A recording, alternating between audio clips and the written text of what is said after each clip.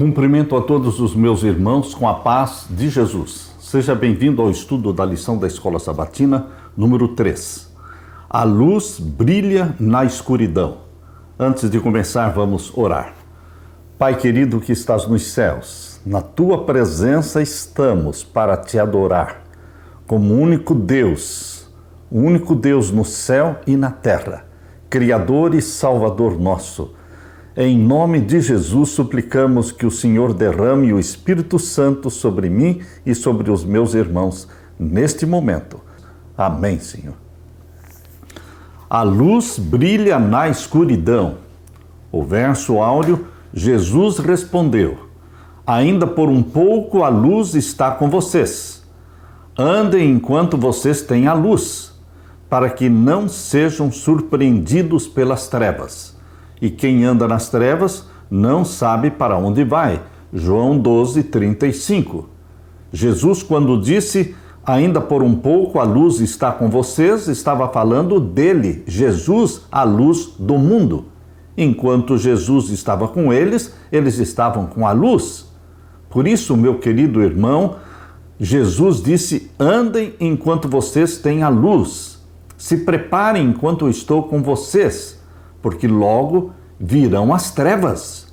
Mas quem anda nas trevas não sabe para onde vai. Queridos, no Apocalipse, o diabo é retratado como um dragão e como uma serpente. Isso está em Apocalipse 12, verso 9. Ali diz, e foi lançado na terra o diabo, a serpente, o dragão. Ele recebe estes nomes: dragão, serpente e diabo, lançado na terra. Ele é um dragão porque deseja destruir o povo de Deus. E é uma serpente porque usa todas as suas mentiras para enganar o povo de Deus.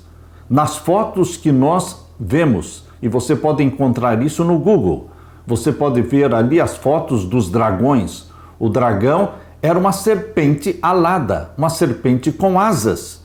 Portanto, quando a Bíblia chama Satanás de serpente, chama Satanás de dragão, está falando desta serpente com asas, porque inicialmente no Jardim do Éden, a serpente tinha asas.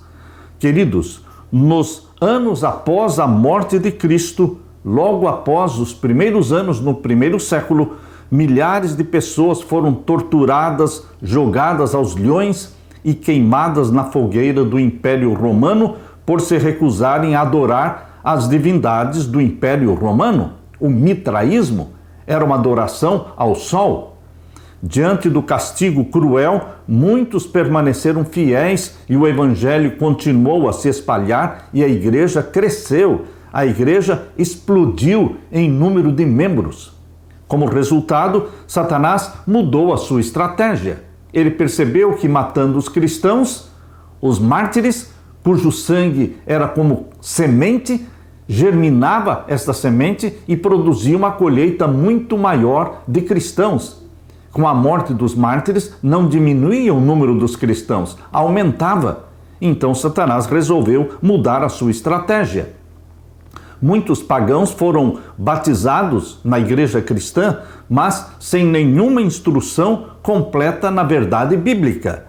O erro inundou a igreja à medida que os líderes misturavam as verdades das Escrituras com os costumes populares, costumes pagãos. Exatamente o quarto e o quinto séculos foram uma época de concessões. Veja, Satanás estava matando os cristãos, fazendo mártires, mas não estava conseguindo sucesso. Queridos, ele mudou a estratégia. Ele começou a trabalhar no sentido de fazer concessões, quando prelados da igreja misturaram práticas pagãs com ensinamentos cristãos. No entanto, nos momentos mais difíceis, Deus esteve com o seu povo. Eles encontraram em Jesus o caminho, a verdade e a vida, como diz em João 14, verso 6. E pelo poder do Espírito Santo, que em nós habita e habitava neles também, ficaram firmes diante da pressão esmagadora para renunciar às suas convicções em Cristo. Eles foram leais à vontade de Deus e defenderam com bravura a verdade da sua palavra. A lição desta semana está baseada no capítulo 3 do livro O Grande Conflito. Na parte de domingo, concessões, a estratégia sutil de Satanás. Qual é a diferença entre o caráter de Jesus e o de Satanás? É uma grande diferença. Quando você compara o caráter de Jesus e o de Satanás, você percebe o contraste entre a luz e as trevas. Abrindo a palavra de Deus em João, o Evangelho de João, capítulo 14, Evangelho de João, capítulo 14, vamos ver então o verso 6. Palavras de Jesus. Aqui ele disse: Eu sou o caminho, a verdade e a vida. Ninguém vem ao Pai senão por mim. Jesus é a verdade. Jesus é o caminho que leva para o céu. Não são os santos criados, um santo para cada dia do ano. Não, queridos. Não são os santos que são caminho para o céu. É Jesus Cristo, o único caminho. A verdade. Ele é a vida. Ninguém vem ao Pai, ninguém vai para o céu, senão através de Jesus Cristo. Esse é o caráter de Jesus Cristo, verdade, vida e luz. Mas qual é o caráter de Satanás? Vamos ler então em João capítulo 8 e o verso 44. Leia comigo. Vós tendes por pai ao diabo e quereis satisfazer os desejos de vosso pai. Ele foi homicida desde o princípio e não se firmou na verdade, porque não há verdade nele. Quando profere mentira, fala do que lhe é próprio, porque é mentiroso e pai da mentira. Satanás é mentiroso e pai da mentira. Ele torce as escrituras, ele inventa heresias, ele trouxe o paganismo para dentro da igreja cristã. Meu querido irmão, Satanás usou a estratégia da violência e da morte dos cristãos, fazendo mártires, mas percebeu que não estava tendo sucesso. Então ele mudou a estratégia e começou a introduzir dentro da igreja cristã o paganismo. O que Jesus diz é a verdade, porque ele é o autor da verdade, a qual procede de um Deus sábio, amoroso e onisciente, que é o fundamento da realidade e da verdade. Por outro lado, Satanás é mentiroso e ele é pai da mentira. Ele usa enganos, desinformação, distorções da verdade para desviar o povo de Deus. Satanás enganou Eva lá no Jardim do Éden, mudando a verdade, criando dúvidas e negando abertamente o que Deus havia dito para ela. A declaração de Satanás foi esta: é certo que vocês não morrerão. Foi uma contradição aberta, clara, das palavras de Deus. Ao longo dos séculos, Satanás tem usado a mesma estratégia. Deus fala uma coisa, ele se opõe. Deus disse para Eva e para Adão: se comerem do fruto da árvore da ciência do bem e do mal, Gênesis 2,17, certamente morrereis. Satanás disse exatamente o contrário: certamente não morrerão. Queridos, Satanás, mina a confiança na palavra de Deus. Contradiz a vontade divina, a vontade revelada na palavra, altera as escrituras e às vezes cita a Bíblia de forma errônea quando lhe é conveniente. Vamos abrir a palavra de Deus em João 17:17. João 17:17, o Evangelho de João, aqui declara: santifica-os na verdade, a tua palavra é a verdade. A Bíblia é declarada ser a fonte da verdade. Santifica-os na verdade, a tua palavra é a verdade. Nós não podemos ir em busca da opinião dos teólogos, não ir atrás da opinião dos cientistas, nem poderemos ir atrás da opinião dos governos. Mas o que importa para mim e para você é o que a palavra de Deus diz. Este foi o fundamento da vida de Jesus durante os seus 33 anos na terra.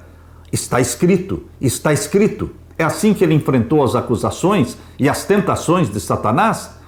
Ele sempre usava a Bíblia, e a Bíblia somente, o sola escritura. Queridos, santifica-os na verdade. A tua palavra é a verdade. De Gênesis a Apocalipse, a palavra de Deus é verdade. Não poderemos escolher um pedaço da Bíblia. Não poderemos escolher crer somente no Antigo ou somente no Novo Testamento, mas em toda a Bíblia, de Gênesis a Apocalipse. A palavra de Deus é a verdade. E aqui diz em João capítulo 8 e o verso 32. João 8, 32. Conhecereis a verdade e a verdade vos libertará. A Bíblia é a verdade. Jesus é a verdade. E é essa verdade que nos liberta. Liberta de quem? De Satanás, dos enganos de Satanás. Portanto, queridos irmãos, a Bíblia é a verdade, Jesus é a verdade. Mas a Bíblia também diz que a lei de Deus é a verdade. Abra sua Bíblia em Salmo 119. Salmo 119, vamos ler aqui o verso 142. A tua justiça é uma justiça eterna e a tua lei é a verdade. Percebam, Jesus é a verdade, a Bíblia é a verdade e a lei de Deus é a verdade. A verdade bíblica que santifica, a verdade bíblica que nos liberta do pecado e do poder e do domínio de Satanás é esta. Jesus é a verdade, João 14,6. Santifica-os na verdade, a tua palavra é a verdade, João 17, 17. A tua lei é a verdade. Satanás odeia a lei de Deus, mas a Bíblia diz que a lei de Deus faz parte da verdade de Deus. Salmo 119, verso 142. Mas a lei de Deus não consiste de 1, de 2 ou de 9 mandamentos. São 10 mandamentos escritos pelo dedo de Deus. Por isso, em Salmo 119, verso 86, diz: todos os teus mandamentos são verdade. Com mentiras me perseguem, ajuda-me. Satanás, o pai da mentira, nos persegue com insinuações, dizendo que não todos os mandamentos, não os 10, basta 9 ou 8. Queridos, aqui a palavra de Deus diz em Salmo 119, verso 86, todos os teus mandamentos são verdade. Os 10 mandamentos são a verdade. Ao lado de Jesus, a verdade. Ao lado da Bíblia inteira, como a verdade que nos santifica. Meu querido irmão, Satanás bem sabia que as sagradas escrituras habilitariam os homens e mulheres a discernirem seus enganos e a resistir o seu poder. Foi pela palavra que o Salvador do mundo resistiu aos ataques de Satanás. Diante de cada investida de Satanás, Cristo apresentou o escudo da verdade eterna, dizendo sempre aquela famosa frase de Jesus: está escrito, está escrito. Você vai encontrar pastores que pouco leem a Bíblia, padres que nem mesmo conhecem a Bíblia. Você vai encontrar também cristãos que não estudam a Bíblia, porque Satanás faz todo o esforço para conservar cristãos, pastores, padres, todos distantes da Bíblia. Ele não quer que as pessoas estudem a Bíblia. A Bíblia exalta a Deus e a Bíblia coloca o ser humano finito na sua verdadeira posição. Portanto, Satanás, ele quer fazer as pessoas descrerem da Bíblia ou desprezarem a Bíblia. A intenção de Satanás é fazer com que as sagradas verdades da Bíblia sejam suprimidas e ocultas. Essa lógica foi adotada pela Igreja de Roma. Durante séculos, a circulação das Escrituras foi proibida. Você sabia que a Bíblia fazia parte dos livros proibidos? Existia uma lista de livros proibidos de serem lidos. E nesta lista de livros proibidos estava a Bíblia. Os membros da igreja, os cristãos, eram proibidos de lerem a Bíblia. Qualquer família que fosse encontrada com uma Bíblia dentro de casa, eles seriam perseguidos, eles seriam castigados. Queridos, sacerdotes e prelados, sem escrúpulo nenhum, interpretavam a Bíblia do jeito que eles queriam, porque o povo não conhecia a Bíblia. O povo não tinha acesso à Bíblia. Assim, o chefe da igreja romana, o papado, veio a ser quase universalmente reconhecido como o vigário de Deus na terra. Queridos, quando Jesus Cristo subiu ao céu, ele disse: eu irei porque se eu não for, o Consolador não virá. Mas se eu for, enviar-vos-ei. Cristo foi e enviou o seu substituto na terra, que é o Espírito Santo. Ou seja, o substituto de Deus na terra é o Espírito Santo. O Espírito Santo é o Deus presente, não somente na terra, mas na minha vida, vivendo em mim, vivendo na nossa mente, fazendo-nos templos vivos do Espírito Santo. Mas, querido, Satanás criou esta heresia, dizendo que o papado é o vigário de Deus, que o Papa é o Deus na terra. Isso só foi possível por causa da ignorância, do desconhecimento da Bíblia, da palavra de Deus. De que maneira Satanás tenta distorcer a Bíblia hoje? Você pode perceber que o mundo hoje está mais interessado em seguir a ciência, sem se importar se é verdadeira ou falsa ciência.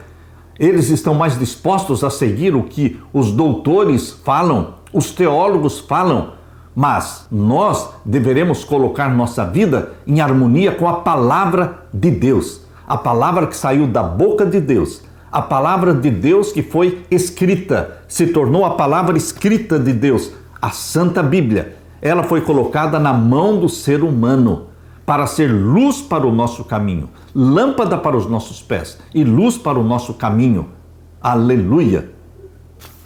Na parte de segunda-feira, lobos vorazes.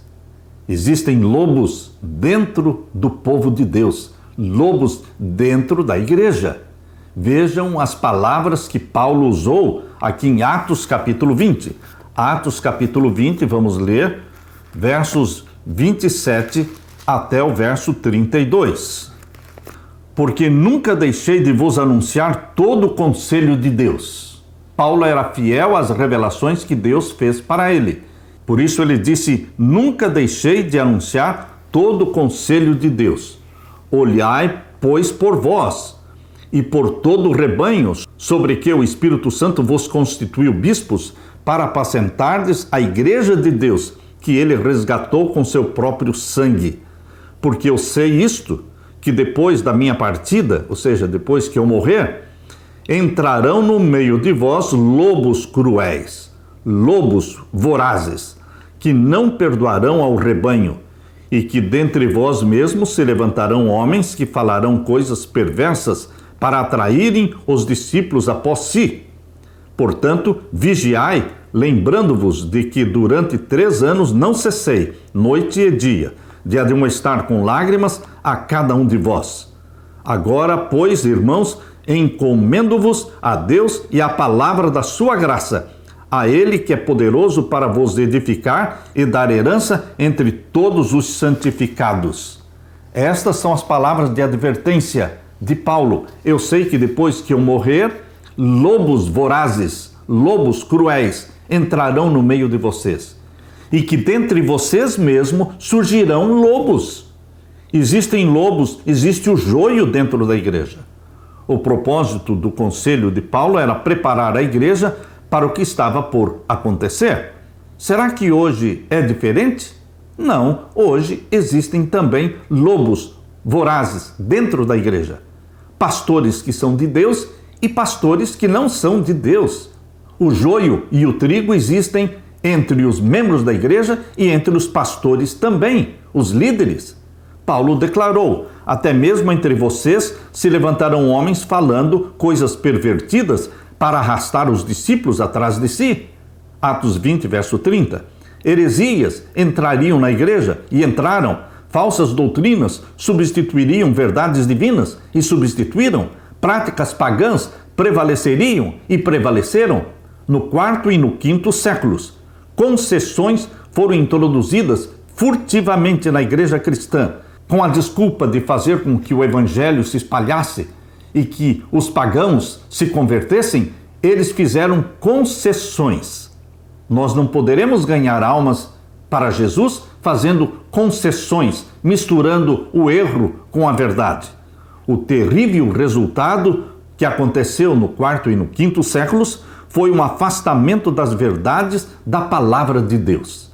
Queridos, foi no tempo de Constantino, imperador romano, que a igreja se prostituiu com o paganismo. Constantino, na realidade, nunca se converteu. Ele proclamou a sua conversão por volta do ano 330, mas, na realidade, ele nunca se converteu. Ele, até o final da sua vida, continuou adorando o Deus Sol.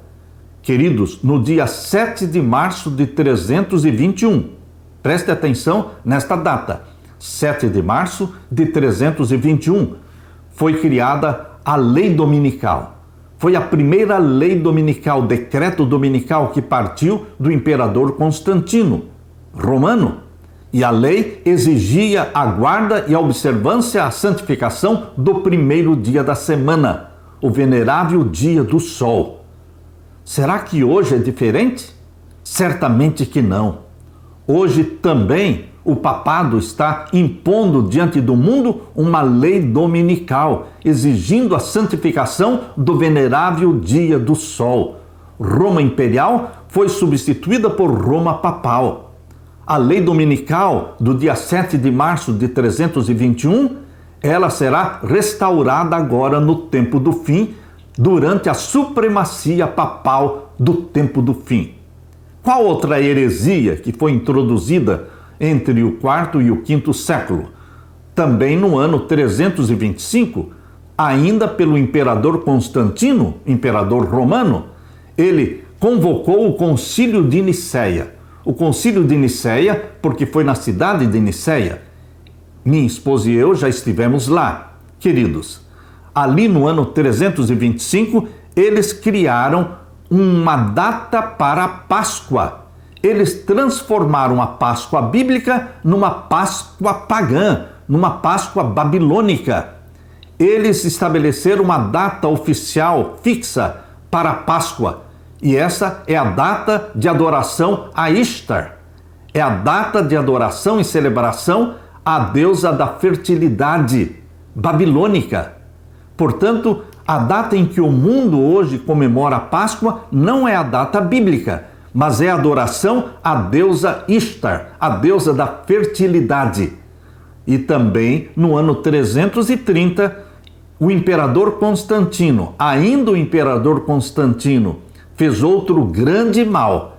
Ele trouxe do paganismo um dia sagrado no paganismo, que era o dia 25 de dezembro, comemorado no paganismo babilônico como o dia do nascimento de Tamuz, filho do deus Sol, filho de Nimrod, que era o Sol, filho de Semíramis, ou Ishtar, que era a deusa Lua. No dia 25 de dezembro foi o nascimento de Tamuz, o filho de Nimrod com Semíramis. 25 de dezembro nunca foi o dia do nascimento de Jesus, nunca foi. Mas hoje o mundo todo celebra 25 de dezembro como o nascimento de Jesus. Todas as igrejas. Mas, queridos, 25 de dezembro vem diretamente de Constantino, o imperador romano que em 330 introduziu isso na igreja cristã. Através da igreja romana, se espalhou através de todas as suas filhas. As filhas de Babilônia celebram também 25 de dezembro como nascimento de Jesus. Vocês percebam que o paganismo foi introduzido no cristianismo. Primeiramente, Satanás tentou destruir o cristianismo pela violência, pela morte, pelos mártires, mas não teve sucesso. E então ele começou a fazer concessões, mudou a estratégia.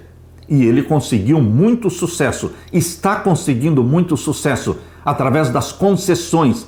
Ele faz hoje as igrejas protestantes voltarem para Roma. Todas as igrejas protestantes estão voltando para Roma, estão se submetendo a Roma papal. Vamos ler a palavra de Deus na segunda carta aos Tessalonicenses, capítulo 2. Segunda carta de Paulo aos Tessalonicenses, vamos ler o capítulo 2 e os versos 3 em diante. Ninguém de maneira alguma vos engane, porque não será assim sem que antes venha apostasia. Paulo está dizendo que a volta de Jesus não aconteceria nos dias dele, porque primeiramente viria a apostasia, e depois da grande apostasia, o homem do pecado seria adorado como sendo Deus, então seria a segunda vinda de Jesus. Então Paulo está dizendo claramente isto aqui na segunda carta aos Tessalonicenses, capítulo 2, verso 3. Ninguém de maneira alguma vos engane, porque não será assim sem que antes venha a apostasia e se manifeste o quê? O homem do pecado, o filho da perdição.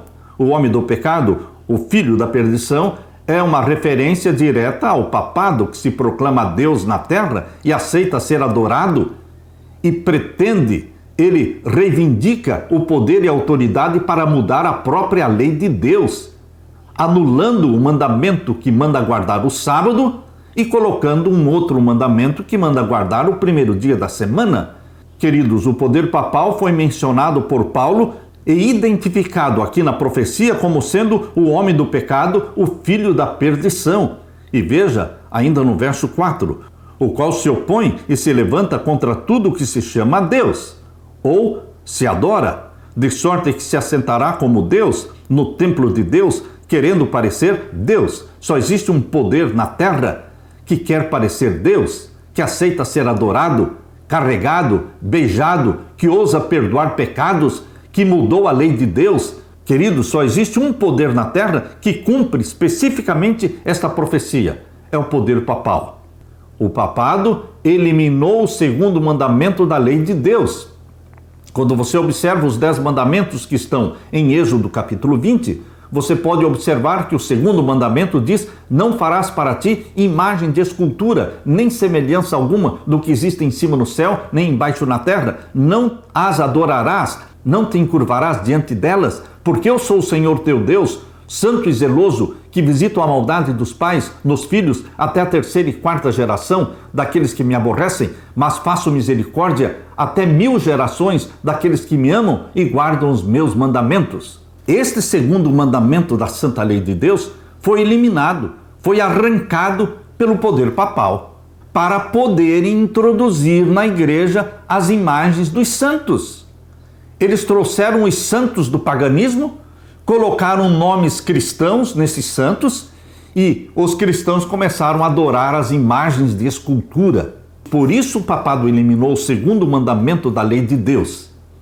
E o 4º mandamento, que diz: lembra-te do dia do sábado para o santificar. 6 dias trabalharás e farás toda a tua obra, mas o 7º dia é o sábado do Senhor teu Deus. Nele não farás nenhuma obra, nem tu, nem teu filho, nem tua filha, nem o teu servo, nem a tua serva, nem o estrangeiro que está dentro das tuas portas. Porque em 6 dias fez o Senhor os céus e a terra, o mar e tudo que neles há, e ao 7º dia descansou, abençoou e santificou. Este 4º mandamento da lei de Deus, de Êxodo capítulo 20, também foi arrancado, foi eliminado. E o papado colocou no lugar deste 4º mandamento um outro, que diz: guardar domingos e festas. Claramente, meu querido irmão, claramente a palavra de Deus foi adulterada. Aquele que se proclama Deus na terra e que reivindica autoridade para mudar a lei de Deus, fez esta mudança na lei de Deus. Quando você compara os 10 mandamentos da Bíblia com os 10 mandamentos do Catecismo Romano, você percebe distintamente a falta destes 2 mandamentos da lei de Deus. O segundo mandamento, que proíbe a adoração de imagens, e o 4º mandamento, que pede a observância e santificação do sábado. Observe, analise. Deus pede para você guardar e santificar e descansar no 7º dia. Isso está em Gênesis 2, 1 a 3. Isso está em Êxodo capítulo 20, versos 8 até o verso 11. Mandamento de Deus existem 10. E ali não manda guardar o domingo, e sim o sábado. Portanto, meu querido irmão, quando a igreja abriu as portas para o paganismo, a igreja cristã então se casou com o paganismo. E deste casamento nasceu o filho do pecado, o papado, que se proclama Deus na terra. Mas os filhos de Deus adoram o Deus da Bíblia, Deus de Abraão, de Isaque e de Jacó, Criador dos céus e da terra, e o memorial da criação de Deus, que honra a Deus como Criador. O memorial da criação é o sábado.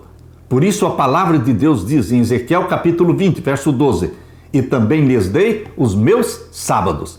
para que sirvam de sinal entre mim e vós, para que saibais que eu sou o Senhor Deus que vos santifica. Ezequiel 20, verso 12. Que você, meu querido irmão, seja submisso a Jesus, que você seja submisso à Bíblia, que você seja obediente aos mandamentos de Deus. A verdade que salva e que liberta é Jesus como caminho, verdade e vida. É a Bíblia, porque santifica-os na tua palavra, a tua palavra é a verdade. E a lei de Deus para ser obedecida, porque o Espírito Santo nos habilita para obedecer à lei de Deus. Porque Salmos 119, 142 diz: a tua justiça é uma justiça eterna e a tua lei é a própria verdade. E Salmo 119, 86 diz: todos os teus mandamentos são verdade. É esta verdade que nós abraçamos. É essa verdade que santifica. É esta verdade que nos liberta. Aleluia! Na parte de terça-feira, protegidos pela palavra. A Bíblia, a palavra de Deus, é um muro de proteção para você. Você é protegido pela palavra de Deus contra as astutas ciladas e mentiras de Satanás. O que nos protege contra os enganos de Satanás? Vamos abrir a Bíblia em João, capítulo 17, e vamos ler os versos 15 a 17. João, capítulo 17, e os versos 15 a 17. Não peço que os tires do mundo, mas que os livres do mal. Não são do mundo, como eu do mundo não sou. Santifica-os na verdade, a tua palavra é a verdade. Portanto, a Bíblia é a fonte da verdade, é a bússola, é a nossa proteção, é o muro que nos protege contra os enganos de Satanás. É o está escrito. Durante séculos, a circulação da Bíblia foi proibida. Ao povo era proibido ler a Bíblia em casa. Estava na lista dos livros proibidos. A Bíblia é a revelação infalível da vontade de Deus. Ela apresenta o plano do céu para a salvação da humanidade. Uma vez que toda a Escritura é inspirada por Deus, ela é útil para o ensino, para a repreensão, para a correção e para a educação na justiça, como diz na segunda carta de Paulo a Timóteo, capítulo 3, verso 16. Toda a Escritura é inspirada por Deus, não algumas partes ou algumas partes mais do que outras. Toda a Bíblia deve ser aceita como palavra de Deus, caso contrário, a porta estará escancarada para o engano, para as mentiras de Satanás. A Bíblia revela o amor de Deus à luz do grande conflito, expõe as ilusões satânicas e revela os seus enganos. O diabo odeia a palavra de Deus e tem feito todo o possível ao longo dos séculos para destruir a influência da Bíblia. Afinal, o que saberíamos sobre o plano da salvação se não tivéssemos a Bíblia? Quanto entenderíamos sobre o nascimento de Jesus, a vida de Jesus, os ensinos de Jesus e o ministério dele na terra, se não fosse a Bíblia? Sem as Escrituras, como entenderíamos a profundidade do sacrifício de Jesus na cruz, a glória da sua ressurreição, o poder da sua intercessão no santuário celestial e a majestade, linda majestade do seu retorno glorioso? O que saberíamos sobre isso se não fosse a Bíblia? Essas verdades cruciais são reveladas, ensinadas e enfatizadas na Bíblia somente. Somente a Bíblia deve ser o padrão supremo. Só a Escritura, unicamente a Bíblia, é o padrão supremo, definitivo, para a compreensão da verdade. Portanto, devemos lutar contra toda tentativa de minar a autoridade bíblica ou a inspiração bíblica, inclusive daqueles que professam amor à Bíblia, porque esses são os piores inimigos, os mais perigosos, aqueles que professam amor à Bíblia, mas torcem a Bíblia, descreem da Bíblia, obedecem mandamentos dos homens, lançam dúvidas sobre a Bíblia e a credibilidade da Bíblia.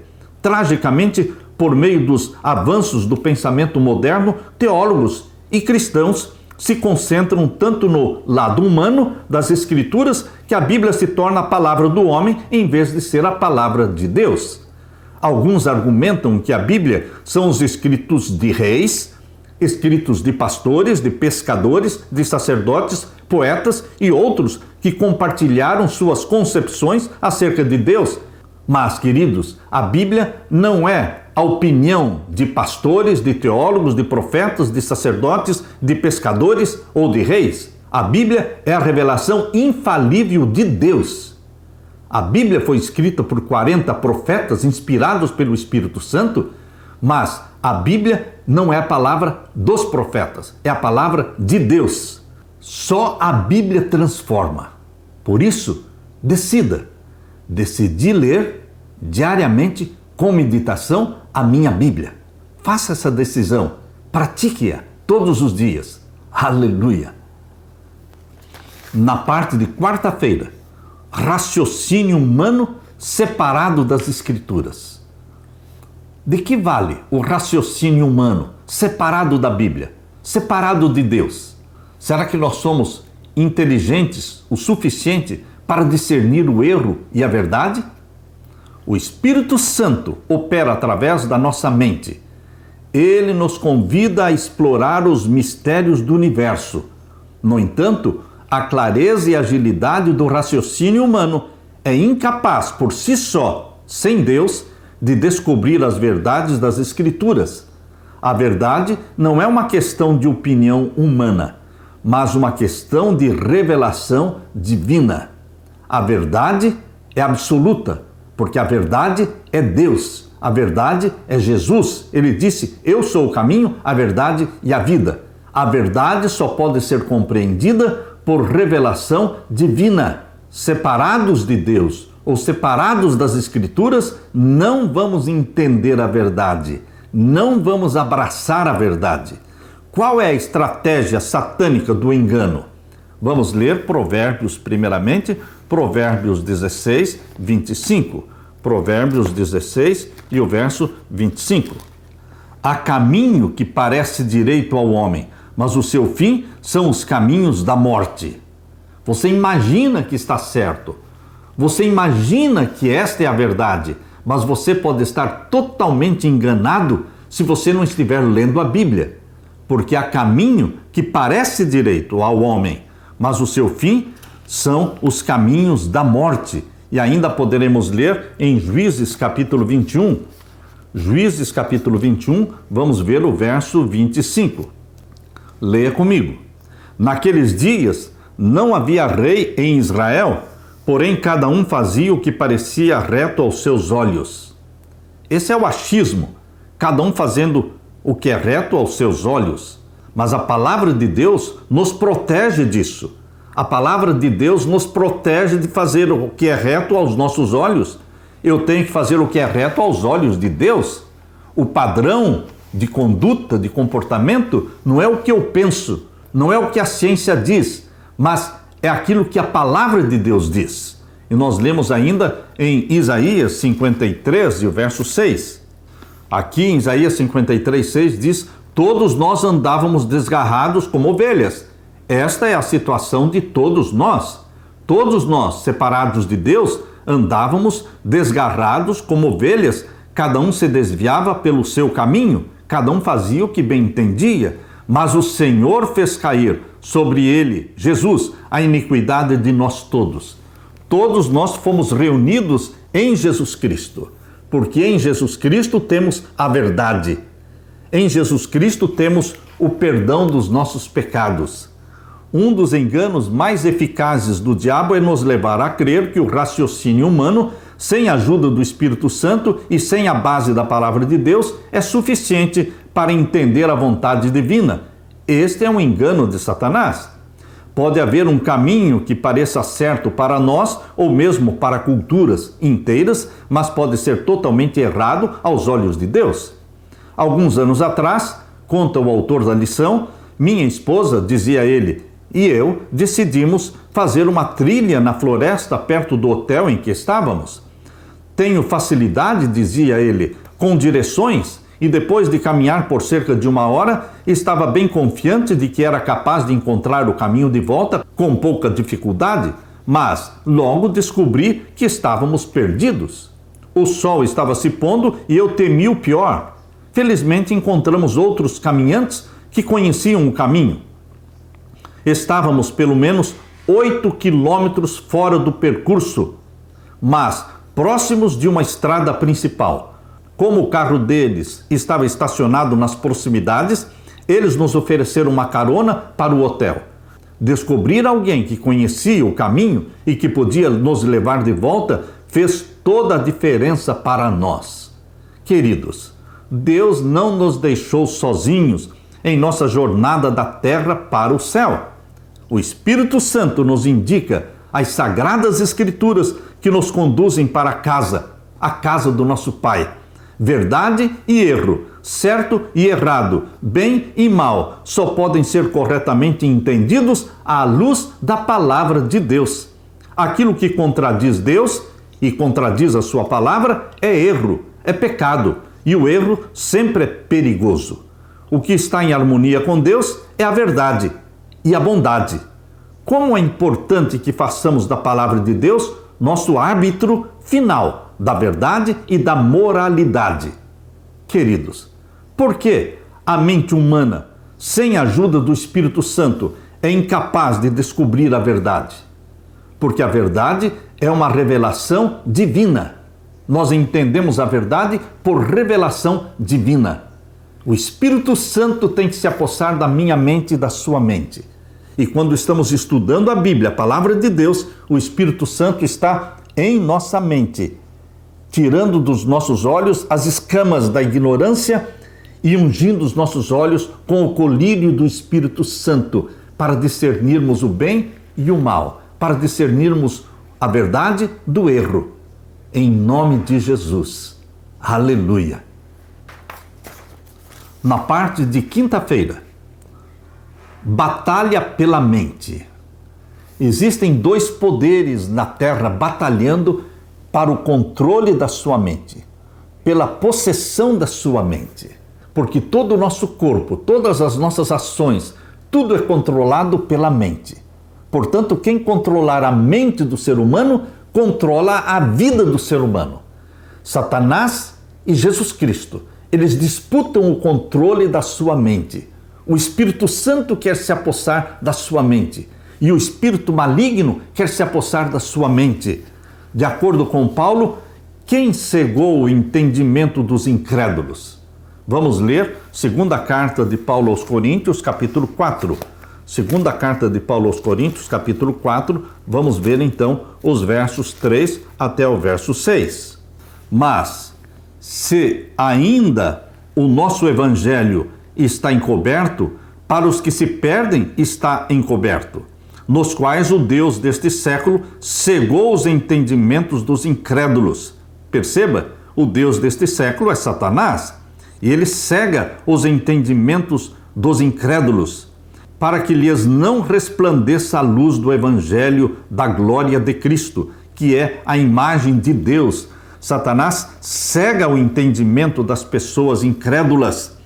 Ele não quer que as pessoas encontrem Jesus, porque há poder em Jesus. Esse poder expulsa as trevas da sua vida. Estamos lendo 2 Coríntios capítulo 4 e agora o verso 5. Porque não nos pregamos a nós mesmos, mas a Cristo Jesus. O assunto na pregação de Paulo era Jesus. Não estou pregando a mim mesmo. Não é a minha opinião. Não é o que eu acho. Mas estou pregando a Cristo Jesus, o Senhor.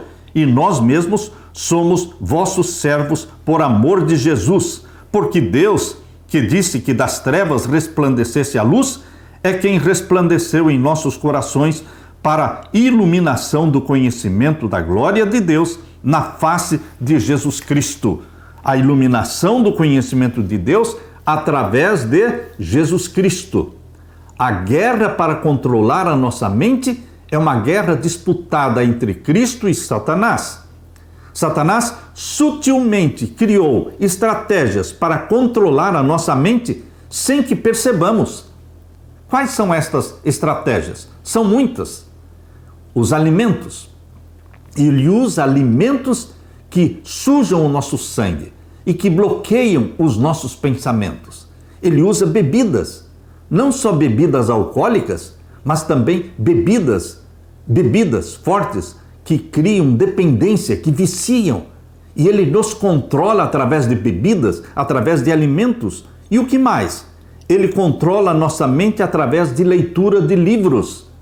E também assistir filmes e ouvir músicas. Satanás controla a mente das pessoas através de filmes, através de músicas, através de ritmos.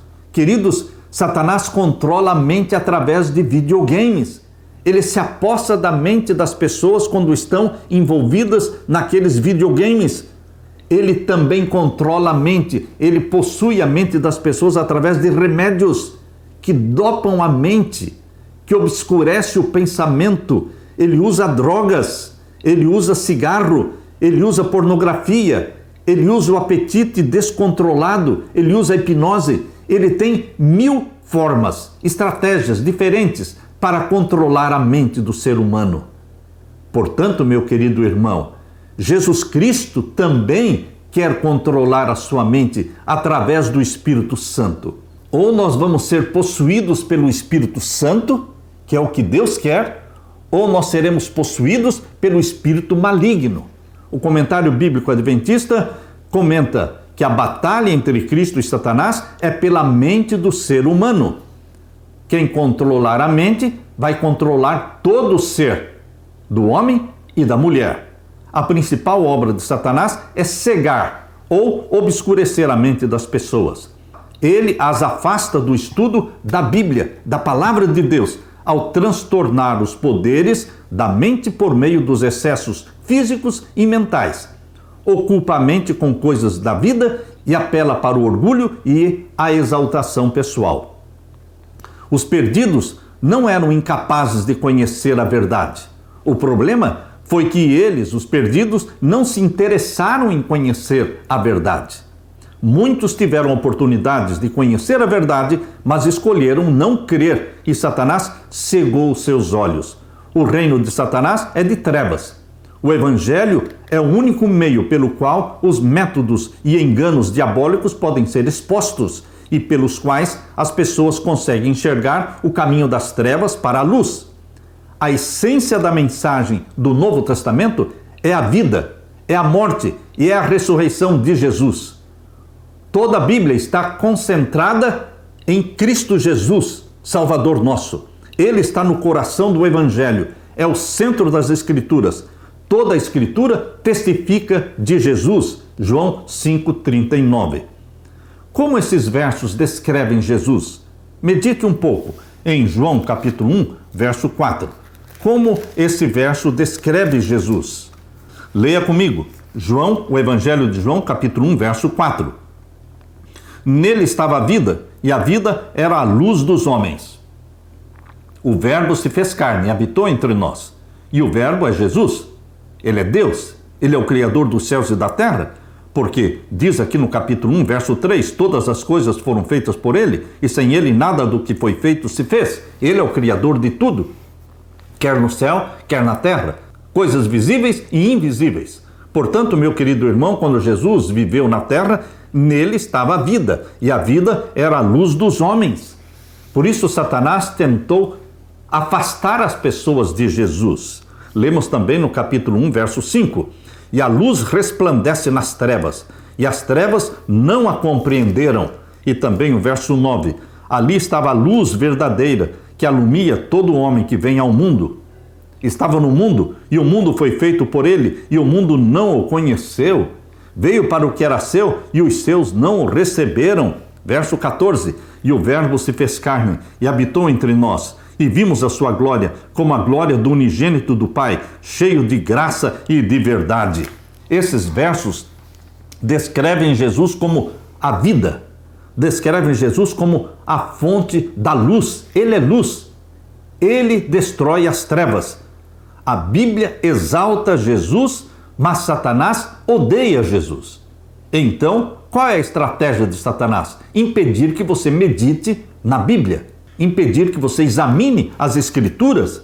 Ele faz de tudo que pode para impedir você de estudar a Bíblia. Em 1798 foi preso o Papa Pio VI. Terminou a supremacia papal de 1260 anos, que que começou em 538 e terminou em 1798. Durante este período da supremacia papal da Idade Média, a Bíblia estava entre os livros proibidos de serem lidos. Mas, queridos, com a prisão papal em 1798, a Bíblia foi liberta, a Bíblia foi desacorrentada. Foram criadas as sociedades bíblicas, poucos anos depois, logo em 1804, ou seja, cerca de 6 anos depois, foi criada a Sociedade Bíblica Britânica, a primeira, para espalhar Bíblias no mundo todo. Logo mais em 1816 foi criada a Sociedade Bíblica Americana, espalhando Bíblias. E hoje nós temos dezenas de sociedades bíblicas, enchendo o mundo de Bíblias, a palavra de Deus sendo colocada na mão do povo. Queridos, hoje todos os lares têm Bíblias, mas Satanás impede as pessoas de lerem a Bíblia. O poder não está numa Bíblia fechada, colocada dentro de uma gaveta. Também o poder não está numa Bíblia aberta, colocada em cima da mesa ou em cima da cama para espantar maus espíritos. Não, queridos. O poder está na Bíblia que está sendo lida. Quando você medita, quando você toma a decisão de ler diariamente com meditação a sua Bíblia, o Espírito Santo vai iluminar, vai libertá-lo das trevas e vai transformar a sua vida. Nos primeiros séculos, os crentes do Novo Testamento estiveram comprometidos com Cristo, como aquele que foi luz nas trevas. Eles foram redimidos por sua graça, eles foram transformados por seu poder e foram motivados por seu amor. Nem a morte conseguiu quebrar a lealdade dos primeiros cristãos, lealdade a Jesus. Eles reconheciam os enganos do diabo. Eles tinham o colírio do Espírito Santo para discernir o erro. E hoje, neste tempo do fim, nesta última geração, Deus precisa de um grupo de remanescentes fiéis, possuídos pelo Espírito Santo, que meditam diariamente na Bíblia e que estão sendo transformados, iluminados, que fazem da Bíblia lâmpada para os seus pés e luz para o seu caminho. Satanás não conseguiu ocultar a Bíblia, não conseguiu proibir a leitura da Bíblia, porque a Bíblia foi libertada dos livros proibidos de serem lidos. Queridos, aqui no livro O Grande Conflito, no capítulo 3, página 58, diz que quando a Bíblia foi proibida de ser lida, quando a Bíblia foi colocada na lista dos livros proibidos, os erros surgiram e foram introduzidos na igreja. As heresias, erros graves foram assim introduzidos na fé cristã, no 4º e no 5º séculos. Destaca-se, entre outros, o erro da imortalidade natural do homem e da sua consciência na morte. Essa é uma heresia que foi trazida do paganismo. Esta doutrina lançou o fundamento sobre o qual Roma estabeleceu a invocação dos santos e a adoração da Virgem Maria. Disto também proveio a heresia do tormento eterno para os que morrem impenitentes. Achava-se então preparado o caminho para a introdução de ainda outra invenção do paganismo, a que Roma intitulou de purgatório. Tudo isso porque Roma introduziu, trazendo do paganismo, a heresia da imortalidade da alma, da consciência na morte. Por isso, introduziu também o purgatório. Queridos, ainda outra invencionice do papado era necessária para habilitar Roma a se aproveitar dos temores e vícios dos seus membros. Esta foi suprida pela doutrina das indulgências, venda do perdão dos pecados. Prometiam a venda do perdão para os pecados passados, presentes e futuros. No século XIII também foi estabelecido o mais terrível de todos os estratagemas do papado, a Inquisição. A Inquisição que fez mais de 50 milhões de mártires. Por isso que Apocalipse 17, verso 6, diz que a grande Babilônia estava embriagada com o sangue dos santos. Meu querido irmão, o papado se tornou o déspota do mundo. Reis e imperadores se curvaram aos decretos do pontífice romano. Será que hoje é diferente? Não. Reis presidentes, governos, todos estão se curvando diante de Roma. O meio-dia do papado é a meia-noite do mundo. Meu querido irmão, Deus quer nos livrar dos erros, dos enganos de Satanás. E Deus usa a palavra, a Bíblia Sagrada, nossa única regra de fé e prática. Lâmpada para os meus pés é a tua palavra e luz para o meu caminho. Salmo 119, 105.